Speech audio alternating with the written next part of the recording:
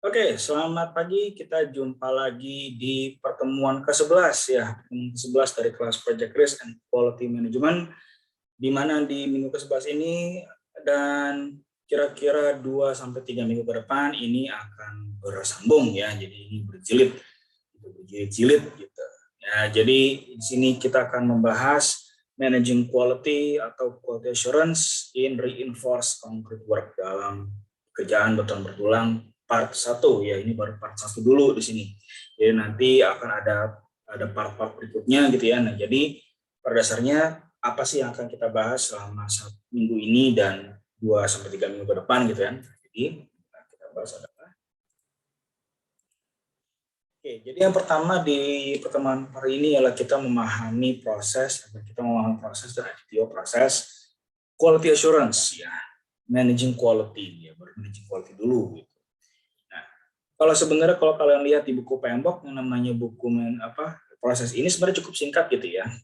Ini singkat banget gitu ya, karena sebenarnya ini sudah mulai ke tahap aplikasi eksekusinya. Nah, jadi maka dari itu saya justru memperpanjang topik managing quality ini, quality assurance ini dengan menambahkan eh, pengetahuan mengenai struktur botol bertulang gitu, sehingga nanti kalian bisa mengidentifikasi berbagai jenis kecacatan defect ya, pada struktur botol bertulang, sehingga nanti kalian bisa mencegah terjadi kecacatan itu dengan menjalankan proses quality assurance yang baik seperti apa.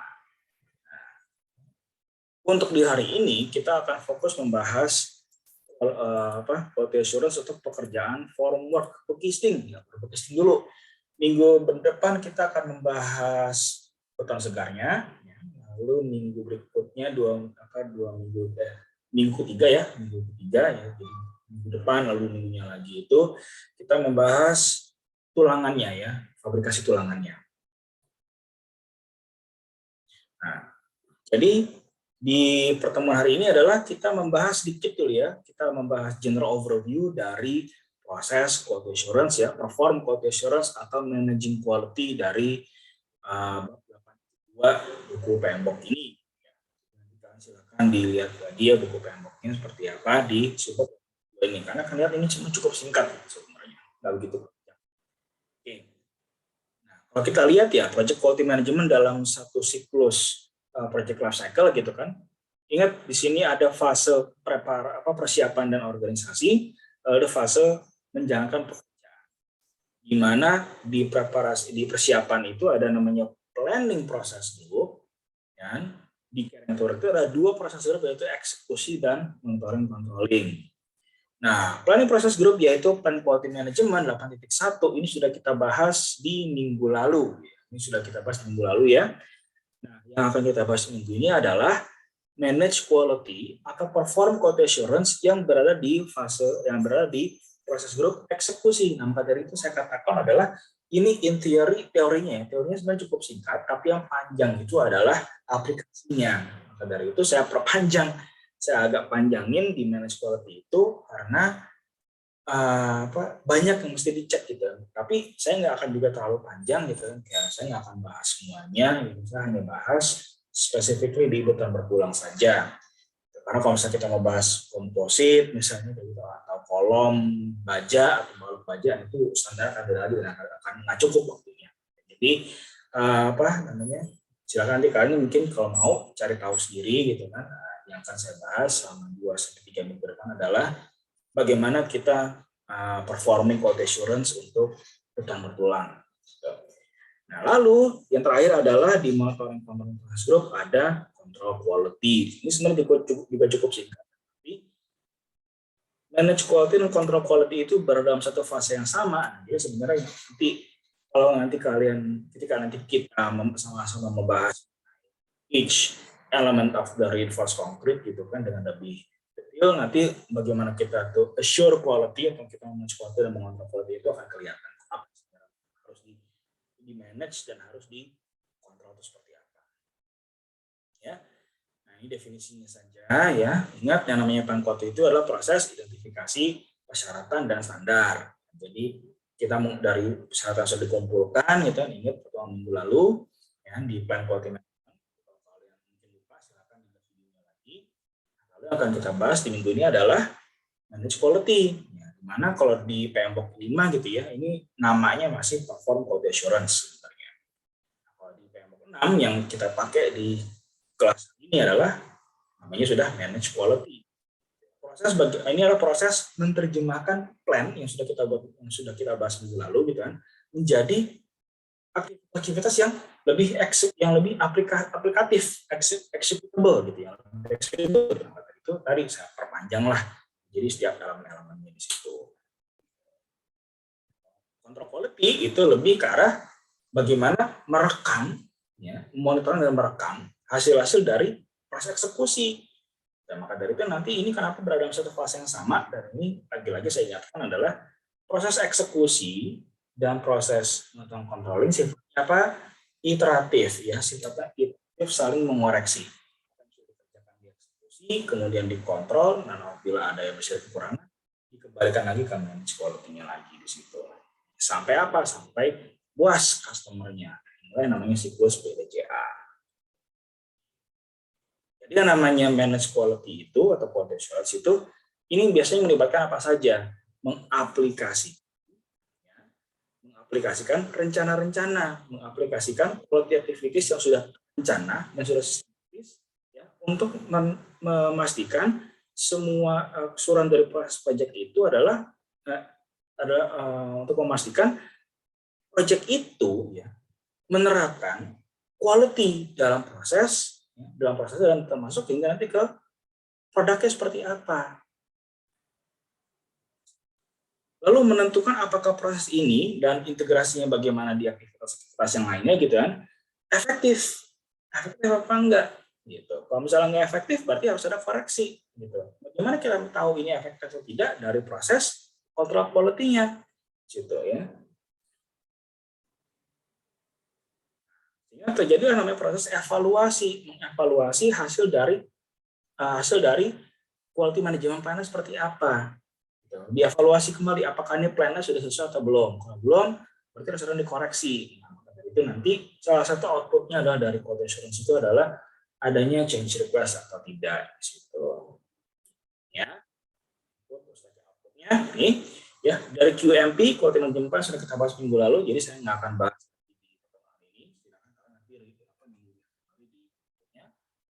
ada lesson plan register, quality control measurements, quality metrics, dan OPA di situ. Tools and techniques ada checklist, ya, ada checklist, lalu ada proses analisis. Ini ada flowchart yang sudah kita bahas di pertemuan minggu lalu, ya. Lalu ada root cause diagram atau root cause analysis. Ini atau Ishikawa, ya, sudah pernah kita bahas di risk identification. Nah, jadi lagi-lagi ya dengan risk identification itu dari sini lagi nih. Jadi namanya proses dan risk management, nah di sini terkait di mana-mana. Oke, ini sudah kita bahas juga di risk identification gitu. Jadi silakan kalian ingat kembali lagi di situ, oke? Sehingga nanti outputnya apa? Outputnya ada quality reports yang nanti akan menjadi inputs untuk quality control, termasuk ke test and evaluation documents, ya, dokumen-dokumen hasil uji, ya, tabel uji kotekan, ya, atau hasil laporan PESLAM, lalu uji, lalu hasil checklist inspeksi dan segala macam, ya. Change request, ya, change request ini permintaan perubahan, ya. Lalu PM plan dan dokumen updates. Inputnya, ya. Lesson learn register itu, nah, yang namanya lesson learn itu akan berguna bagi proses quality assurance untuk apa? Kita bisa tahu proses apa ya kira-kira lebih efisien dan efektif untuk ngecek gitu, ya. Kita kan jadi sebenarnya udah tahu gitu ya, kita udah buat planning gitu kan, buat planning atau juga dapat dari lesson learn juga sebenarnya gitu kan. Nah, jadi namanya lesson learn itu dalam fase eksekusi ini maksudnya seperti apa? Jadi yang namanya ketika proses sudah berjalan gitu ya, ada pemeriksaan gitu kan, ada proses quality assurance sudah berjalan, itu bisa dijadikan pelajaran untuk proses quality assurance yang berikutnya. Ya misalnya seperti ini, ada 100 kolom dalam satu lantai gitu kan. Misalnya satu kolom masih terjadi defect gitu. Ketika membuat kolom yang berikutnya, kolom nomor 2 gitu kan, itu jangan sampai kesalahan di kolom yang pertama terulang di kolom kedua. Nah, itu namanya proses ada register di situ terpakai lah di situ. Ya, kolom kedua sudah nggak ada defect, sudah bagus, tapi kerjanya mungkin masih terlalu lama, masih ngaret 1-2 hari. Nah, itu ada proses pembajaran lagi di situ. Ketika ngacor kolom ketiga, dengan berdasarkan pembajaran dari yang pertama dan kedua, sehingga bisa dapatlah kolom yang tepat waktu dan tepat waktu di situ untuk meningkatkan efisiensi dan efektivitasnya di situ.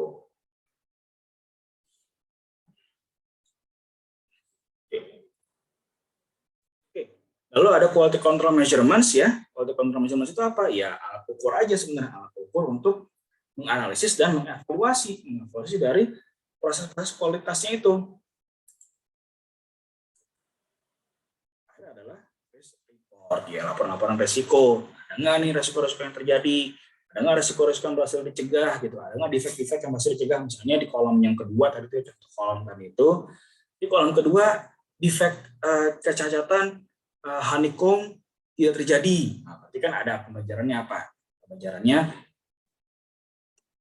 jatuh apa? Tinggi jatuh betulnya jangan sampai terlalu tinggi.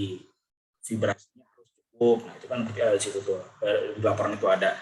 Risk report itu bisa berupa risikonya terjadi atau tidak terjadi. Kalau risikonya terjadi menjadi sebuah masalah, itu menjadi lesson learn. Kalau risk reportnya itu melaporkan tidak terjadi risikonya, ya berjalan lancar, itu juga menjadi lesson learn juga di situ.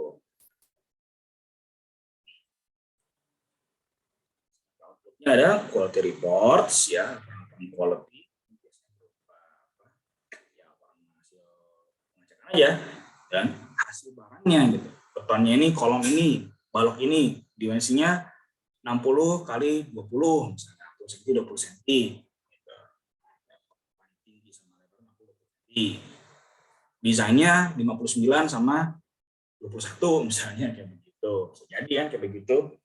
Nah, ini yang namanya quality report itu adalah data mentah hasil pengecekannya. Lalu ada tes evaluasi dokumen, kita checklist gitu kan, bisa berupa checklist atau tadi berupa tadi saya katakan dokumen, misalnya contohnya kayak hasil uji kuat-kuatan beton misalnya, umur 7 hari berapa MPa, umur 14 hari berapa MPa, harusnya berapa gitu kan. Nah, itu harus semua disebut. Nanti akan saya jelaskan minggu depan karena itu lebih fokus ke flash count itu seperti apa. Change request gitu kan. Ini sudah dibahas di risk response implementation dan control gitu kan, dan control scope. Jadi silakan nanti kalian di review kembali lah namanya change request itu seperti apa. Dan namanya ICC. Lalu PM plan dan dokumen update, sekian pada foto plan update, scope tentang cost update dan lain-lain di situ. Oke. Nah, kita untuk prosesnya sebenarnya sudah selesai ya. Jadi untuk proses dari manage quality sudah selesai. Nah, kita masuk ke yang kedua, yaitu bagaimana kita melakukan quality assurance ya, menjalankan proses quality assurance atau managing quality di concrete construction works-nya itu ya. Di part pertama ini kita akan sedikit introduksinya dulu gitu ya, penjelasan saja apa aja yang kita bahas selama 2 minggu depan, dan yang minggu ini kita akan membahas logistiknya, forward-nya. Jadi yang akan kita bahas di sini adalah untuk beton cast on site ya. Jadi bukan precast, cast on site, cor di tempat. Di mana di sini yang elemen yang akan kita bahas ada formworks yang akan kita bahas minggu ini. Lalu beton sebar ini kita akan bahas minggu depan, dan lalu ada steel reinforcement atau tulangannya yang akan kita bahas 2 minggu lagi. Tujuannya dari kita melakukan quality assurance atau managing quality ini adalah sebenarnya untuk apa? Yang mencegah ini terjadi, mencegah namanya concrete defects ini terjadi. Gitu. Nah, ini ada contohnya, ada apa saja, ada blowholes gitu ya. Blowholes ini kayak lubang-lubang gitu kan. Ada apa? Ada udara air terperangkap. Situ. Nah, ini sebenarnya blowholes ini kalau kita hitung skalanya gitu ya, skala keparahannya ya, severity-nya gitu kan, kerusakan skala parah. Kalau kita hitung skala 1 sampai 5 sebenarnya ini skala yang hanya 1 gitu, untuk memberikan kekuatan struktur yang besar. Nah, jadi kayak cuman memberikan kayak jelek aja, Ini kayak lubang-lubang kecil gitu. Kalau lubang udah terlalu besar sampai kelihatan gompal, itu bukan blowholes lagi namanya. Nanti ada di slide berikutnya ya. Gitu. Nah, penyebabnya ada apa aja penyebabnya? Ada udara air terperangkap, ya kan? Menggunakan pelumasnya itu berlebihan gitu kan, kebanyakan gitu kan, pelumas dalam begisnya itu 2 olesan kebanyakan. Agregat halusnya juga berlebihan gitu kan, mix desainnya berarti kan kurang tepat di situ untuk mendesainnya seperti apa. Waktu ngaduknya terlalu lama, gitu kan, vibrasi yang kurang. Nah, jadi pencegahan gimana? Vibrasi harus cukup, gitu. Cukup ya, cukup. Nggak banyak, nggak kurang. Kalau kurang, terjadi blowholes. Kalau berlebihan, terjadi defect yang lain. Jadi harus cukup, harus pas, gitu ya. Lalu mengurangi karat agregat halus dan menggunakan pengurangi pelumas berlebihan. Ini kalau blowholes. Scaling, kelupas ya, terkelupas ini kelupas tipis sebenarnya. Ini masih tipis, skalanya masih 2 dari 5 lah. Agak lebih tinggi daripada blowholes tadi, ini cuman sudah cukup, sudah lumayan nih, lumayan bikin agak keringet dingin gitu kan. Udah keringet dingin nih. Kalau misalnya terlalu dibiarin gitu ya. Blowholes tadi kalau dibiarin itu masih cukup, masih aman gitu. Tapi kalau scaling ya, yang kayak begini nih. Ini terkelupas nih kan nih. Ini kan terkelupas nih ya. Kalau dibiarkan terlalu lama, yang terjadi apa? Ingat, yang namanya beton itu namanya selimut beton. Gitu. Ada kayak lapisan beton. Beton itu harus sesuai standar. Gitu. Nah, itu kalau dibiarkan terlalu tipis terlalu lama, lama-lama bisa terjadi korosi di tulangannya. Nah, itu bisa bahaya. Makanya sebenarnya sebisa mungkin harus segera langsung diaci lah, dikasih tambal. Gitu. Untuk tindakan perbaikannya, tindakan. Jadi penyebabnya apa sih? Kenapa sih ini bisa terjadi gitu kan? Jadi permukaan betonnya itu hanya mengandung agregat halus dan merasa terlalu cepat, atau permukaan beristingnya terlalu cepat juga nih, ya. Belum cukup umur gitu kan langsung dilepas aja gitu. Jadi banyak yang kayak gompal gitu. Bisa juga terjadi segregasi dan bleeding gitu kan, jadi kayak air tuh keluar gitu kan, ada air keluar, atau kuringnya kurang, gitu. Kurang lama kuringnya gitu. Kuring itu kayak dikasih air terus gitu, kayak dibasahin terus. Cara mencegahnya seperti ini, diberi pelumas ya, atau bisa menambahkan admixture juga boleh gitu. Nah, ini eflorescence itu jadi kayak air putih-putih gitu kan, kayak di gambar ini ya. Ada kayak air putih-putih gitu, ada putih-putih kayak kapur gitu kan, kapuran lah istilahnya gitu kan. Itu jadi karena apa sih? Nah, ada kandungan garam, jadi ada garam yang naik gitu kan, yang terbawa air naik ke permukaan. Ini juga akibat proses hidrasi beton. Jadi hidrasi itu apa? Jadi airnya itu kan, jadi kandungan beton itu kan dicampur pakai air tuh, ada kandungan airnya. Nah, ini airnya itu kimianya mungkin nggak sempurna gitu kan, hidrasinya, jadi akhirnya terjadilah yang seperti ini. Tuh. Jadi karena apa? Karena tadi ada waterproofingnya mungkin nggak pas gitu kan, nggak tepat gitu, mungkin bisa ada yang bocor atau gimana gitu kan. Nah, jadi bisa menggunakan beton yang padat agar permeabilitas rendah, atau menggunakan bahan waterproofing. Intinya jangan sampai air itu bisa merembes masuk ke dalam betonnya itu. Kalau misalnya air berlebihan, itu tadi bisa terjadilah namanya ini. Skalanya pun juga sebenarnya kalau untuk defect yang ini sebenarnya skalanya juga nggak terlalu berbahaya juga sebenarnya. Cuman lagi-lagi ingat nih, kalau misalnya skalanya 2 ini, kalau dibiarkan terlalu lama, ini bisa bahaya.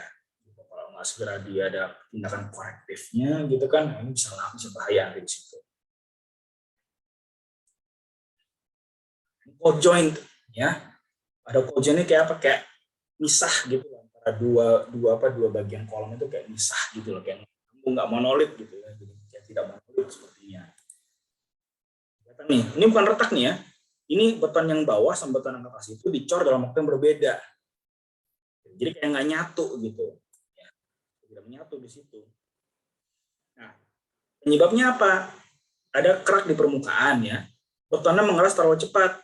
Nah, ini beton yang bawah ini kerasnya itu terlalu cepat gitu loh. Jadi settingnya terlalu cepat sehingga ketika dicorang di atasnya itu ini udah keburu keras, udah jadi batu gitu kan, udah jadi keras.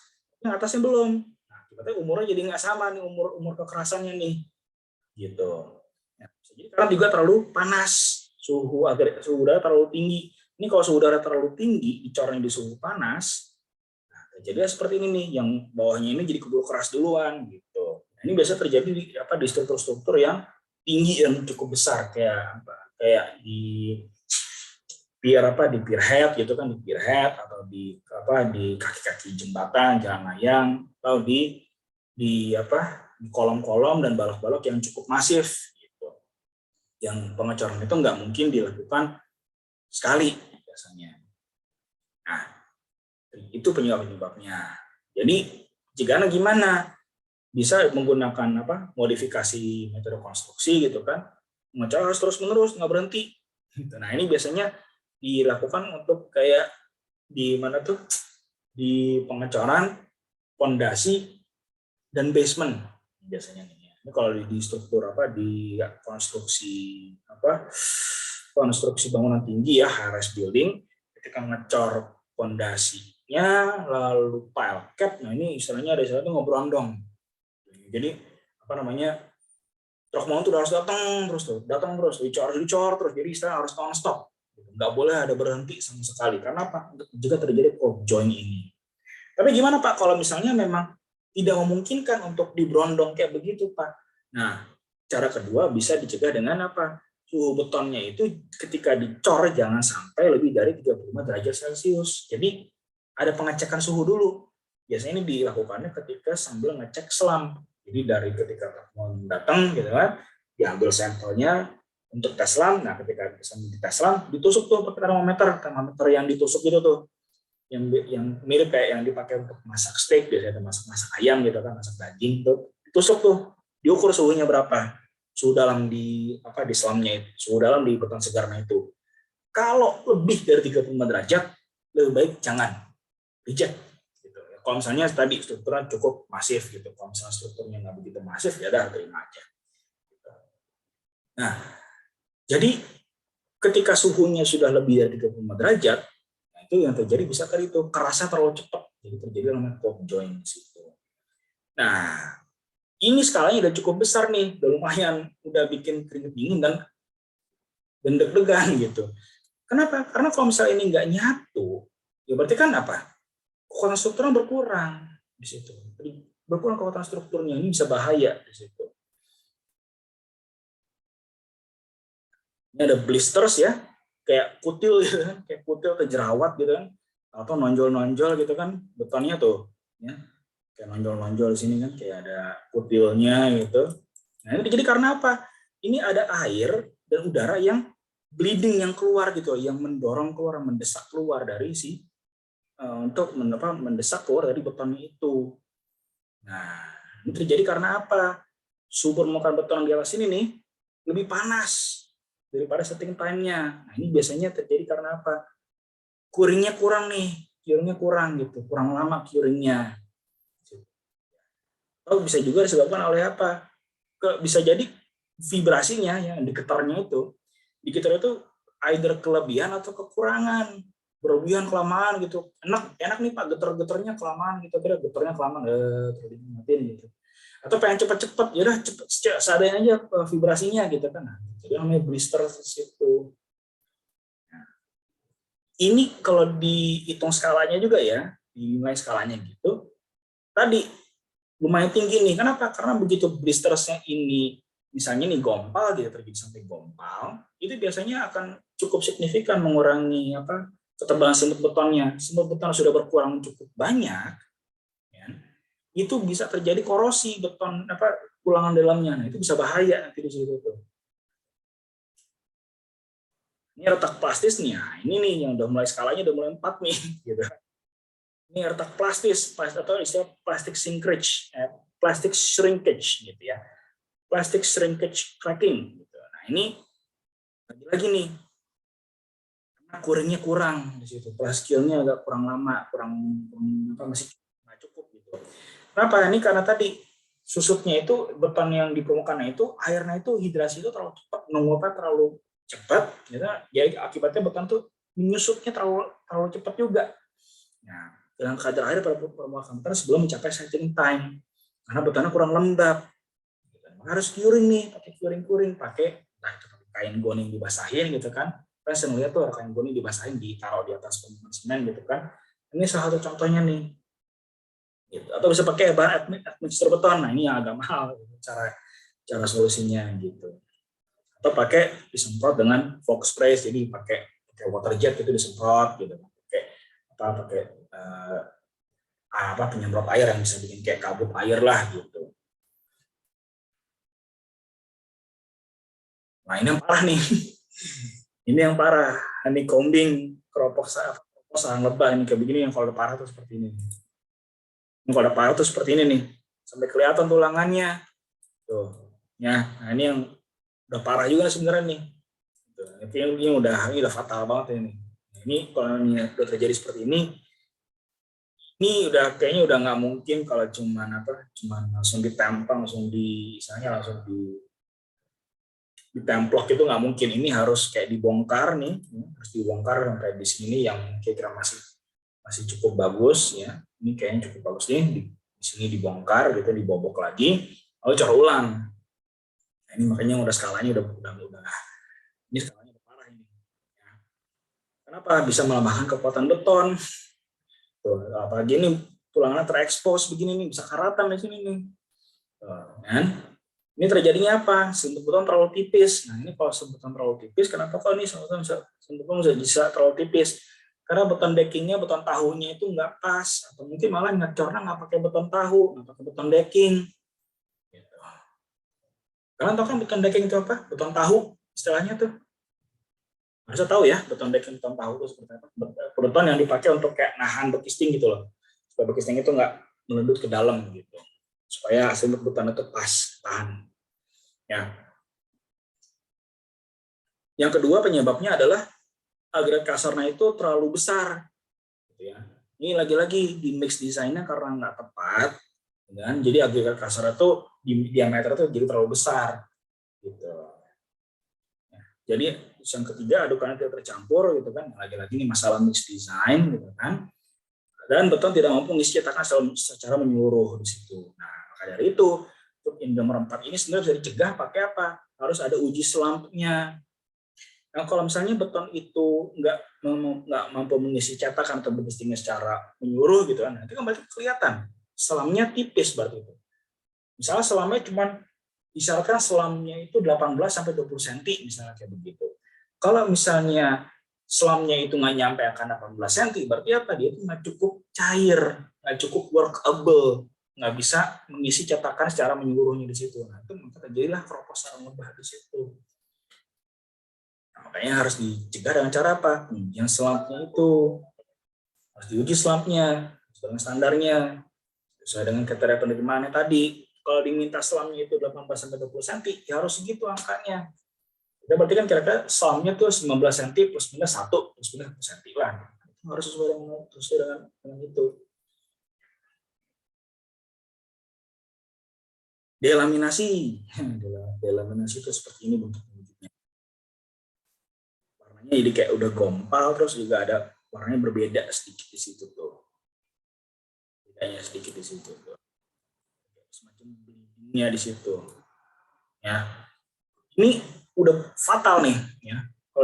Kalau misalnya kalian nanti nih kerja atau mungkin magang gitu kan, melihat ada beton yang bentuknya kayak gini nih, panggil supervisor kalian.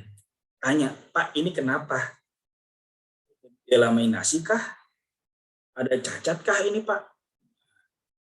Ya, terjadi apa nih? Ada korosi di dalamnya tuh, ya. Di dalam sini tuh berarti di bawah sini ada tulangan yang terjadi korosi, ada karatan di situ.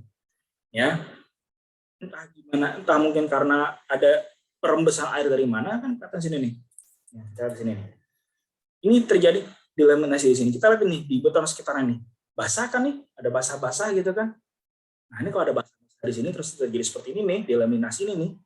Berarti udah bisa kita ya bisa cukup pasti gitu kan, cukup kemungkinan besar di bawah sini ada tulangan yang mengalami korosi di situ. Nah, jadi sebenarnya ini lebih ke arah gejala ya. Masalah sebenarnya adalah terjadi beton yang korosi sebenarnya.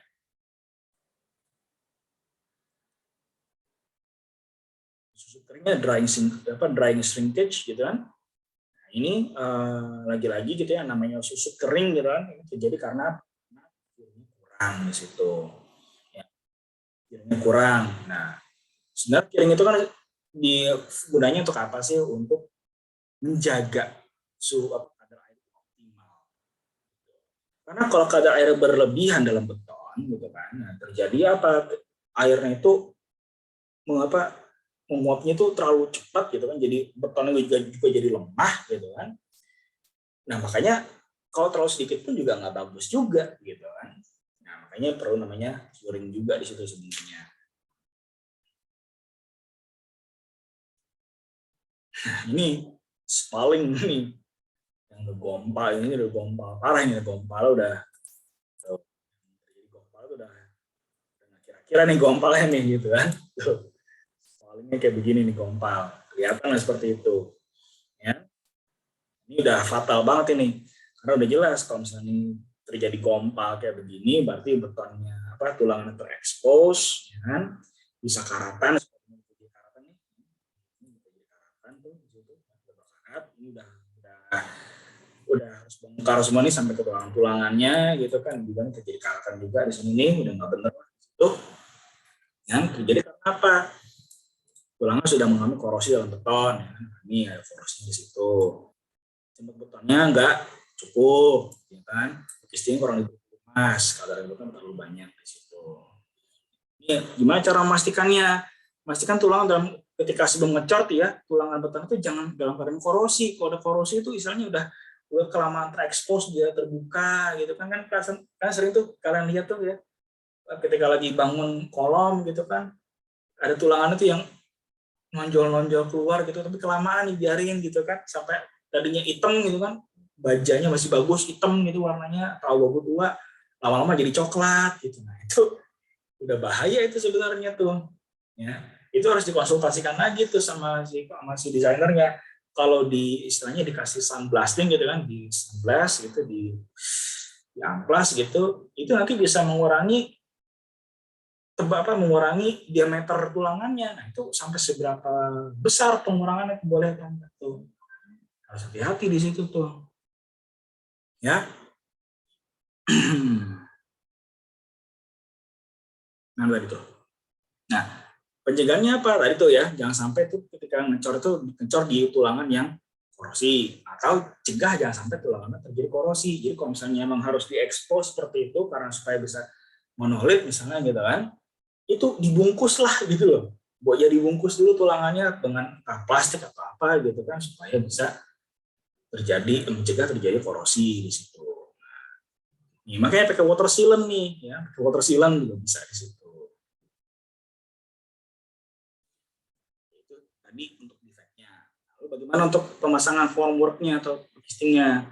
Ya, ini akan kita bahas halaman yang pertama dulu ya. Semua cacat-cacat yang tadi itu sebenarnya apa bisa dicegah tadi di pemasangan formwork, juga bisa dicegah dengan memastikan formwork instalasinya benar, atau di face concrete juga benar juga di situ.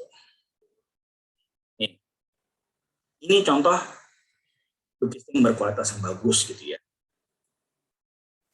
Ini materinya saya dapat dari waktu itu tahun 2019 di BIMTEK, waktu itu saya dapat dari BIMTEK-nya di Kementerian PU waktu itu. Ini saya sharing aja di situ. Lihat nih, kaki kolam rapi itu tuh ya, air semennya nggak bocor gitu kan, nggak kropos gitu, terus juga gitu kan tuh kelihatan situ tuh rapi gitu tuh, nggak ada gompal-gompal gitu. Nah ini hasil dari cetakan bekisting yang rapi, nggak kembung, sudutnya itu nggak gripis gitu, nggak retak-retak, nggak gompal-gompal, warnanya juga seragam. Nah, kelihatan tuh yang terjadi apa nggak terjadi tuh yang tadi apa delaminasi dan efflorescence tadi itu tuh. Ya. Nah, ini kalau misalnya ini di mana di sambungan balok kolam tuh rapih tuh, ya balok kolam itu rapih, nggak ada gripis-gripis di situ, nggak ada kropos, kayak kelihatan tuh nyatu gitu, nggak ada plin tuh apa semen yang ada kropos itu cuma ditutup pakai plin semen. Nah ini istilahnya ini tindakan-tindakan ngeplin itu masang plin gitu, dikasih plin di sambungan ini, itu sebenarnya tindakan-tindakan apa gold plating, nggak boleh itu kayak gitu tuh ya. Berarti apa? Berarti sebenarnya ada kesalahan ketika ngecor balok kolom ini, nah nggak mau diperbaiki dengan secara menyeluruh, udah di plain aja deh, cuma dikasih semen aja, dikasih mortar, diceplakin aja gitu, sudah biar kelihatan rapi. Itu nggak boleh tuh kayak gitu tuh, ya. Kalau misalnya pemasangan begistingnya bener dari awal, nah ini nggak usah pakai plain, udah nggak kropos, semuanya bersih, gitu kan, nggak terjadi namanya bleeding juga di situ. Nah, ini kan jelek nih kayak begini nih. Oh, kropos tuh kayak begini nih, kolomnya tuh grepes-grepes gitu. Ini bisa dicegah kalau misalnya pakai apa? Nah, ini sebelum pasang bekistingnya tuh pakai ada adukan betonnya dikasih sementara ini adukan betonnya di situ. Atau pakai ganjel busa di sini ya. Ini formworker di sini diganjel pakai busa. Gitu. Busanya juga dipaku nih biar nggak kemana-mana, biar akhirnya tuh nggak bleeding kemana-mana, di situ juga bisa di situ. Nih kan, nih berarti dikasih mortar di sini nih, ini dibuat kasih mortar tipis aja di situ kan, supaya nggak terjadi namanya kropos kayak begini.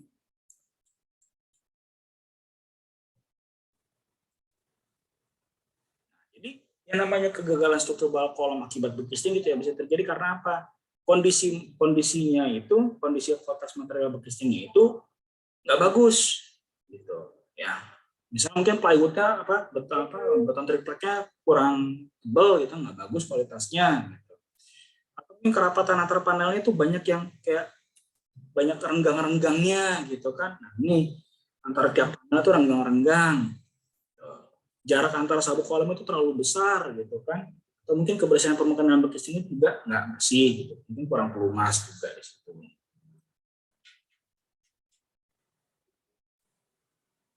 Oke. Nah, terus kita lihat di sini nih.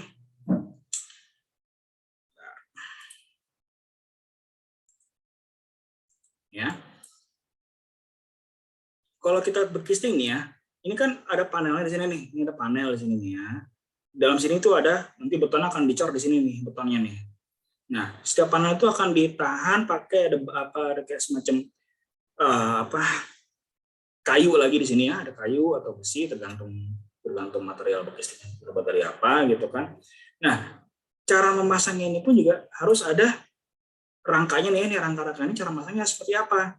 Apalagi termasuk di bagian sudut-sudut ini, di bagian joint ini nih, sambungan-sambungan ini.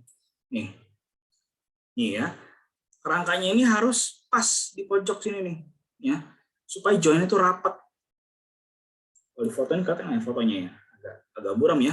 Cuma pada dasarnya seperti ini, gitu. Ya, ini harus diberi tekanan pas di sini ya. Ditekannya pakai apa? Ini ada waller sabuknya di sini ya. Nah, sabuknya itu harus dikencengkan nih. Ini ada kayak bautnya di sini, kencengin di sini nih. Kayak sabuk wallernya. Sabuk waller di casingnya itu ditahan pakai ini. Jadi kerangkanya ditahan pakai waller. Gitu. Ini ditekan di sini nih, ya. Dari wallernya ditekan di sini supaya joinnya itu rapat. Ya, yang nggak boleh itu seperti apa? Nih, kayak gini nih. Rangkanya tuh saling numpuk gitu loh. Jadi tekanan dari sini tuh nekan ini juga, nekan rangka yang ini juga. Ini nggak boleh kayak begini nih. Ya, ini nanti bisa terjadi apa? Joinnya tuh jadi nggak rapat di situ tuh. Jadi instead of dia nekan panel yang ini ditekan ke sini, dia malah nekan yang ini gitu loh. Ini malah terjadi berikutnya apa? Joinnya akhirnya nggak rapat. Nanti beton tuh bisa keluar dari sini. Nah, bisa terjadi lah tuh kropos di situ tuh. Nah, atau yang kayak begini nih, ya, nggak antara rangka yang di sini sama di sini tuh kayak jauh-jauh banget gitu. Ini bisa menyebabkan apa? Joinnya di sini akan terjadi defleksi di sini. Nah, mana.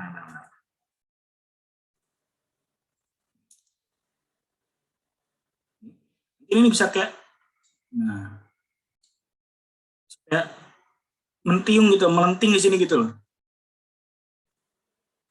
Nah, bisa melenting di sini nanti situ tuh, bisa keluar nanti dari situ tuh. Karena apa? Karena beton itu kan sudah cukup berat ya, masih jenisnya kan cukup besar.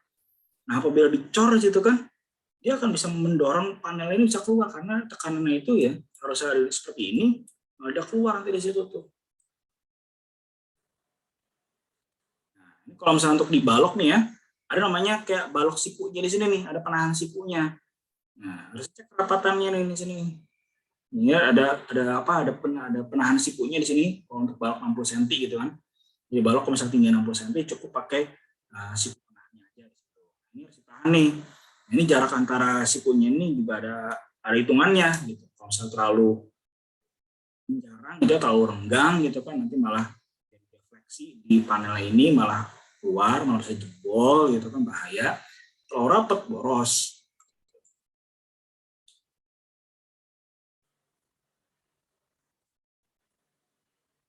Ini cek kerapatannya nih, harus cek nih kerapatan antara kerataannya nih, harus cek nih, jangan sampai nanti longgar gitu kan, atau terjadi ada salahnya gitu kan, atau nggak rata. Kalau nggak rata nanti dimensi depannya bisa berbeda nanti itu, nggak benar juga nantinya. Nah, ini kalau misalnya bekisting untuk balok gitu ya, yang untuk pakai yang ketinggiannya kurang dari 60 cm gitu kan, ini bisa pakai ini nih ya. Jadi ini kan panel bekistingnya nih ya, panel bekistingnya di sini. Ini panel bekistingnya. Nah, ini ada plywoodnya sini ya, ini untuk kayunya, dinding plywood, bekisting baloknya plywood, ditahan pakai siku di sini nih, besi siku di sini. Nah, besi antara plywood ini nih ya, di bawahnya itu ditahan pakai ada penjepit ya, dari besi ulir. Ini besi ulir di sini nih. Ya, jadi di bawah itu dijepit pakai besi ulirnya itu. Jadi mana sini juga nyambung ke si besi sikunya ini juga. Jaraknya itu 60 cm antara sikunya itu. Ya, jadi dari satu siku ke siku yang itu 60 cm. Ya. Nah, ini bentuk si penahannya ini nih, kayak beginilah bentuknya, wujudnya nih barangnya. Nah, sebelum ngecor sebelum ngecor balok itu juga mesti dicek nih. Kan biasanya kan kalau yang ngecor balok itu kan ditahan pakai perancah, pakai T-frame gitu ya. Jadi ada kayak semacam perancah atau scaffoldingnya gitu kan ya. Nah, sebelum mulai ngecor harus dipastikan dulu nih dari perancah T-frame-nya ke kasoknya, ini kasok, terus ke ini ke balok suri-surinya untuk nahan bekisting baloknya itu udah rata atau belum, elevasinya sudah pas atau belum. Kalau elevasinya belum pas, ini bisa diatur nih ketinggiannya nih, bisa diputar-putar atau bisa di set gitu, diatur tingginya, bisa diputar-putar, putar ke kanan berarti agak naik, kiri turun gitu kan, sampai tingginya sudah pas, sudah dipastikan dengan dengan pakai water pass gitu kan, atau pakai theodolit udah pas gitu kan, ini elevasinya rata juga, silakan baru dipasang tuh dinding bekisting baloknya dan penjepit-penjepitnya, barulah silakan dicor. Nah, itu cara ngecek bekisting itu seperti itu. Nih, nah tuh, ini bentuk penjepit itu seperti ini, ya. Nah, kalau di mana di lapangan tuh kadang seperti ini tuh, dijepit di situ. Ini ada ulir juga nih ya. Ini ulir ini kayak untuk mengencangkannya aja nih, kayak mengencangin gitu, diputar di situ tuh. Ya. Nah, kalau misalnya baloknya itu lebih tinggi dari 60 cm, nah itu penjepitnya itu nggak cukup hanya satu, harus ada 2 penjepit di situ. Ya, jadi di mana tuh?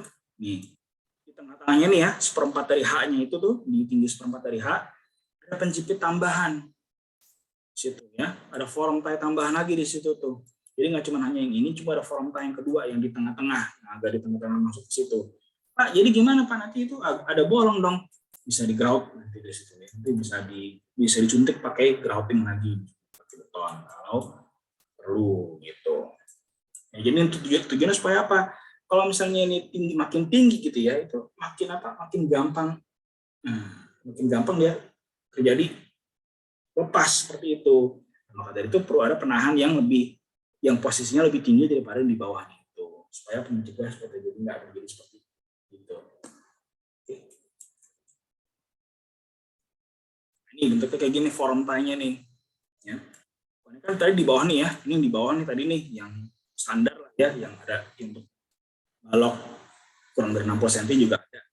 Form tie, nah ini nih yang di atasnya ada di sini nih.